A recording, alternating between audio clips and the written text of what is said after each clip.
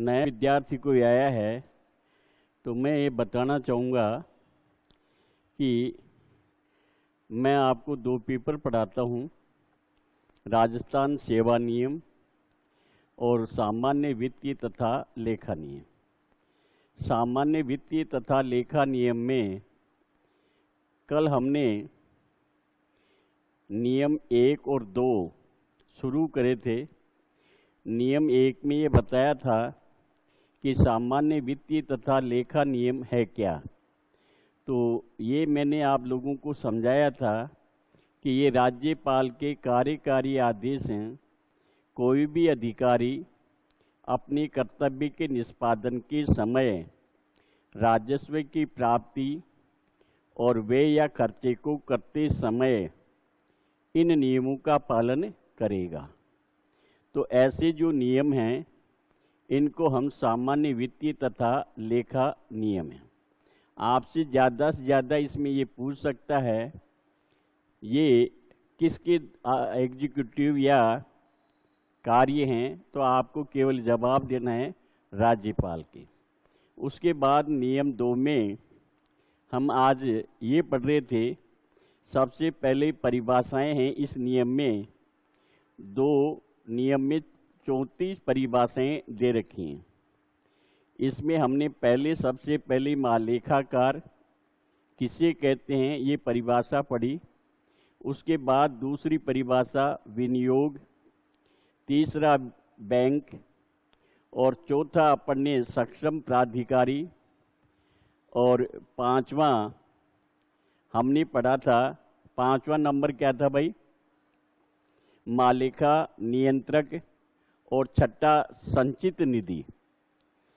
मैंने आपको ये बताया था ये 4 प्रकार की निधियां हैं जिसमें एक निधि हम पढ़ चुके हैं और उसके बाद 3 निधि और हैं। इन 4 में से एक क्वेश्चन हमेशा पूछा जाता है। पिछली बार 2 बार ये पूछा था कि संचित निधि से संबंधित संविधान का पैरा है 266। एक ये सही उत्तर था। ऐसे आपको 4 ऑप्शन देगा। उसके बाद आज अपन नियम 7 पर ये पढ़ेंगे कि 7 नंबर पे क्या है और 6 पे अपन ने संचित निधि पढ़ी थी। आज 7वें नियम पर संविधान के बारे में पढ़ेंगे। तो इसमें कहता है संविधान का मतलब भारतीय संविधान से ही है। 8वें नंबर पे आज अपन पढ़ेंगे वो है आकस्मिक निधि। तो 4 निधियों में से एक कौन सा आ गया? संचित निधि। दूसरा आ गया आकस्मिक निधि। एक पढ़ेंगे अपन आगे लोक निधि, ये 23वें नंबर पे आएगा। और चौथा है स्थानीय निधि, ये 20 नंबर पे आती है। तो इस प्रकार से अपन 4 निधि पढ़ेंगे। इन 4 में से एक सवाल आपको पूछा जाएगा। तो जो नए विद्यार्थी हैं, जो आज पहली बार आया है, वो हेडिंग लिखिए। सब्जेक्ट का नाम सामान्य वित्तीय तथा लेखा नियम।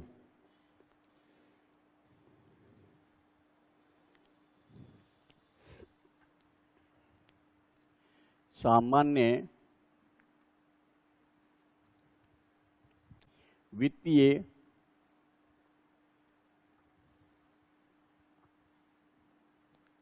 तथा लेखा नियम।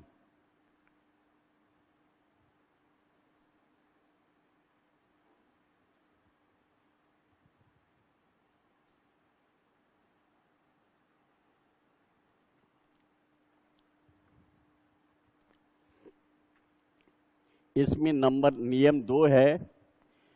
नियम 2 इसमें 8वां इसका परिभाषा है आकस्मिक निधि। 2 का 8 आकस्मिक निधि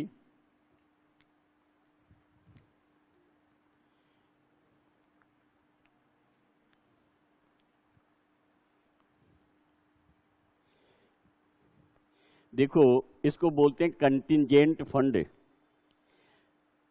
ये कंटिंजेंट फंड क्या है?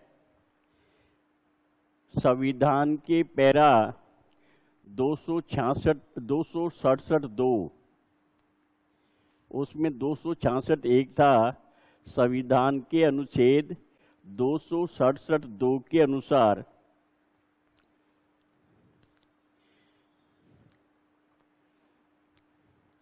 विधि द्वारा बताए गए नियमों के अनुसार, आकस्मिक निधि में लिखो, संविधान के पैरा 267(2) के अनुसार, संविधान के पैरा 267(2) के अनुसार विधि द्वारा बताए गए नियमों के अनुसार, विधि द्वारा बताए गए नियमों के अनुसार इसमें समय समय पर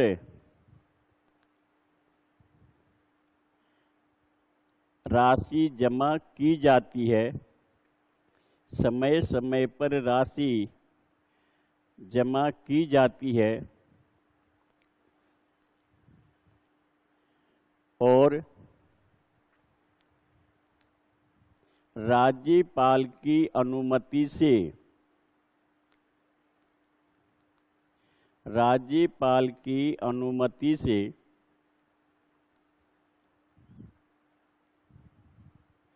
विधानसभा में, राज्यपाल की अनुमति से विधानसभा में अनुदान मांगों के पारित होने की शर्त पर, पारित होने की शर्त पर इसमें से राशि आहरण की जा सकती है। इसमें से राशि आहरण की जा सकती है। अनुदान मांगों के पारित होने की शर्त पर इसमें से राशि आहरण की जा सकती है। अब देखो, ध्यान दो, इसमें सवाल क्या पूछे गए, 2 क्वेश्चन बनते हैं। आकस्मिक निधि में से राशि आहरण किसकी अनुमति से की जा सकती है?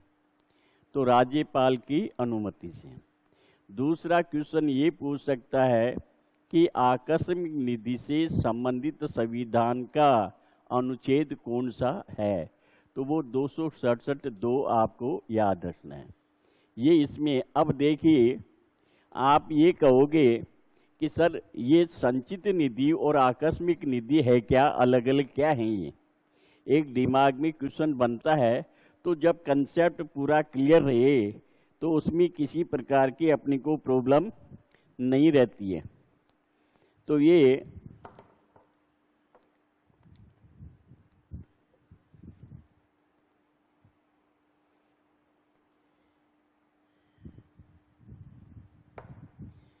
इस प्रकार की जो ये निधि है, देखो, राजस्थान सरकार के जो राजस्व में पैसे जमा होते हैं टैक्स के, वो सारे पैसे कहाँ जमा हो जाते हैं? संचित निधि में जमा हो जाते हैं। संचित निधि में सरकार के द्वारा बनाया गया जो बजट है उसके अनुसार रेवेन्यू जमा होता है और उसके अनुसार ही बजट के अनुसार पैसे का बजट खर्चा किया जाता है। कभी कभी ऐसी परिस्थितियां आती हैं, किसी मद में अपने बजट बनाया ही नहीं और आकस्मिक खर्चा उत्पन्न हो जाता है। जैसे अभी पिछले दिनों में विपर्जय नाम का एक वो आया तूफान, और इसमें मान लो बड़ा नुकसान हो जावे, जन धन की हानि होवे, तो सरकार इस काम के लिए बजट बनाए नहीं, वहाँ पैसे की जरूरत पड़ जाए, तो वो इस आकस्मिक कंटिजेंट फंड में से राशि निकाल लेगा। और जब विधानसभा में अनुदान मांगे बजट पारित होगा, जब भी जिस साल भी, तो उस समय इसका अपने अनुदान मांगों को इसके लिए पारित कर लेंगे, वो फंड उसमें वापस से दे दिया जाएगा। तो ये आकस्मिक घटनाओं के लिए और जब तक कोई खर्चा करना पड़े कि अनुदान मांग उस समय बजट उपलब्ध नहीं है तो खर्चा कहाँ से करें। उस व्यवस्था के लिए संविधान में ये व्यवस्था बनाई कि एक ऐसा फंड बना लिया जाता है, जब बजट नहीं हो तो उस फंड में से पैसे ले लो और अनुदान मांग पूरी होने पर उसमें पैसे जमा कर दो। ये शर्त के आधार पर ये फंड बनाया जाता है। ये गवर्नर या राज्यपाल की अनुमति से ही पैसे निकाले जा सकते हैं। इसमें डायरेक्ट जो वित्त मंत्री या सीएम उसमें से पैसे नहीं निकाल सकता है। ये एक व्यवस्था कर रखी जिससे कंट्रोल रहे। तो ये अपन ने आकस्मिक निधि नियम 8 में पढ़ी, 2 के 8 में। अब लिखो नियंत्रण अधिकारी, नियम 2 ब्रैकेट में 9, नियंत्रण अधिकारी, कंट्रोलिंग ऑफिसर, नियंत्रण अधिकारी।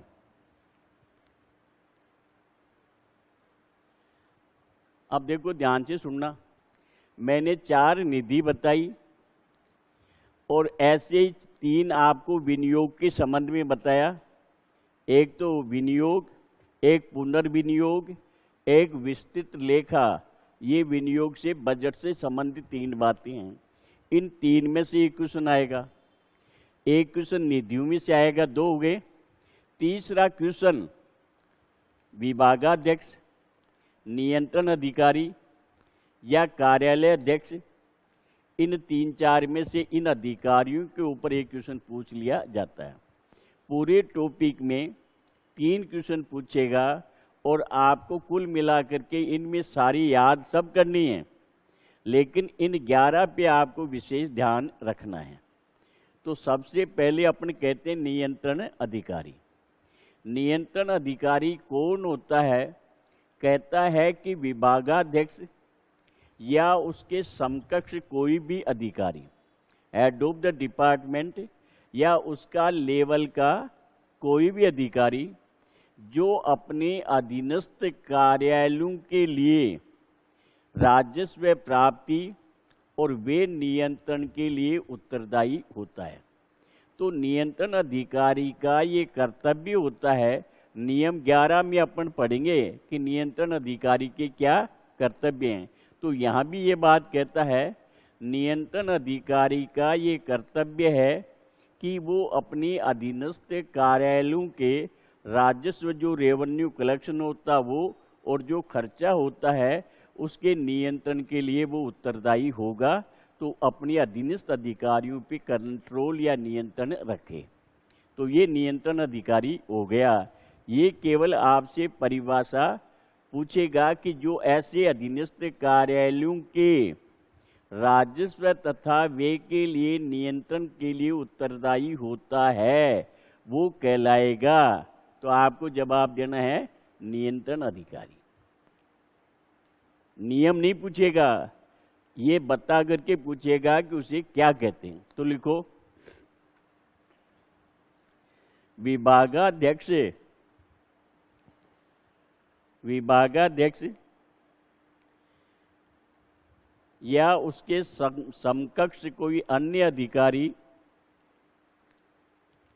विभागाध्यक्ष या उसके समकक्ष कोई अन्य अधिकारी जो अधीनस्थ कार्यालयों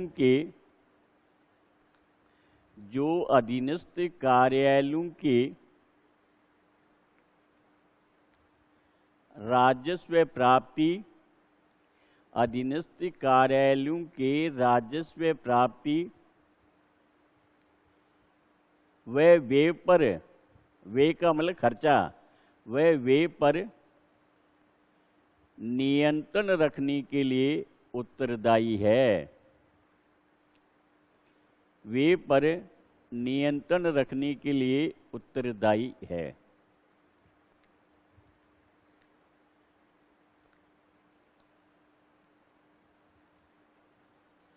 उसके बाद 2 के 10 में लिखो नियम 2 और नंबर 10वां।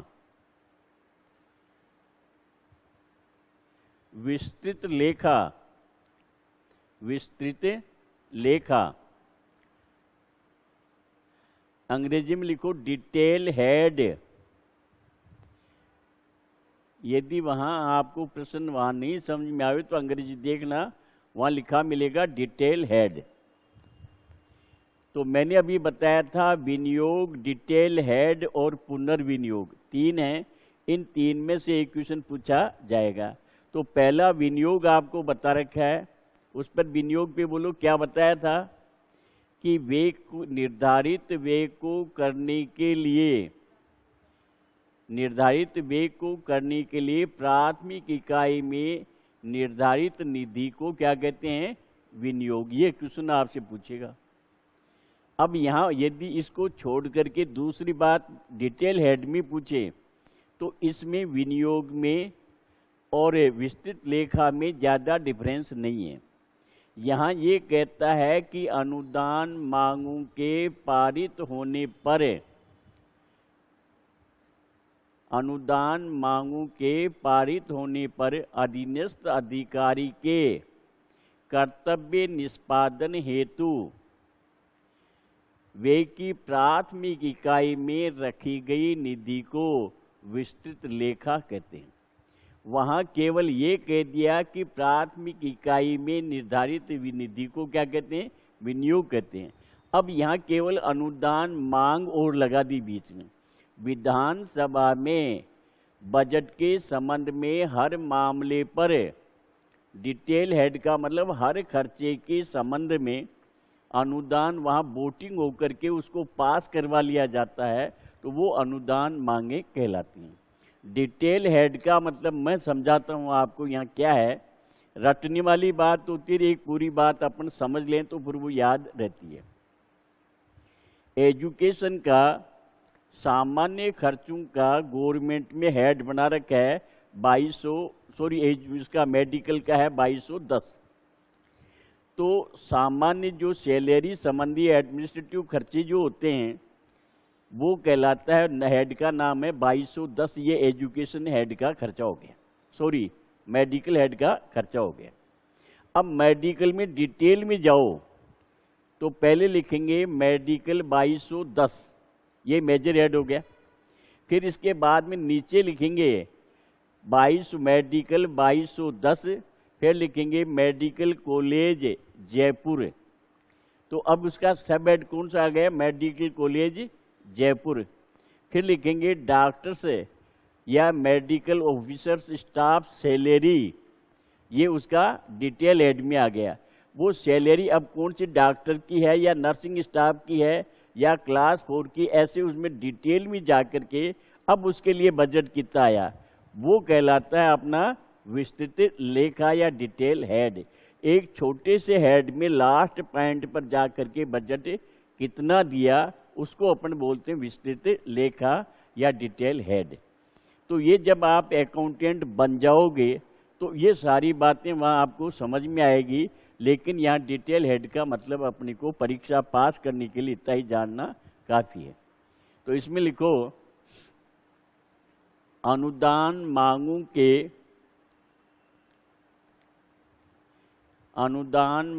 के पारित करने पर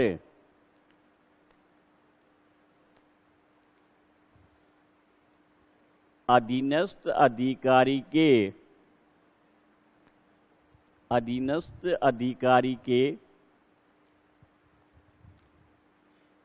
कर्तव्य निष्पादन हेतु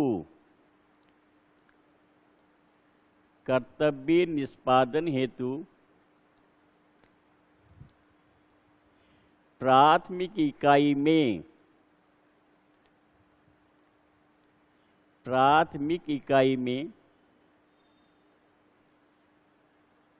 रखी गई निधि को, प्राथमिक इकाई में रखी गई निधि को विस्तृत लेखा कहते हैं।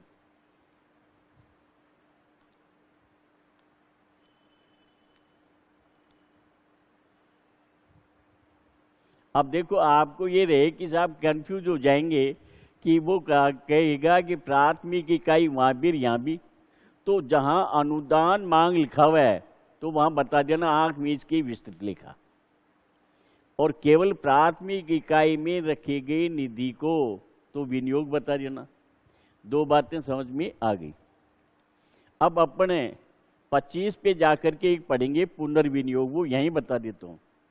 वे की एक प्राथमिक इकाई में से दूसरी प्राथमिक इकाई में फंड के ट्रांसफर करने को पुनर्विनियोग कहते हैं। तो मतलब एक अपने पास मेरे को मान लो बजट दिया, मेरे से वो पूरा खर्चा नहीं हुआ, लेकिन आपको जरूरत है, तो मेरे से फंड एक यूनिट मैं हूं, दूसरी यूनिट ये है, मेरा फंड इनको ट्रांसफर किया गया, तो वो एक इकाई से दूसरे इकाई में फंड को जो ट्रांसफर किया जाए उसको क्या कह देते हैं, पुनर्विनियोग करते हैं। तो तीन में से एक बात अपने से पूछेगा।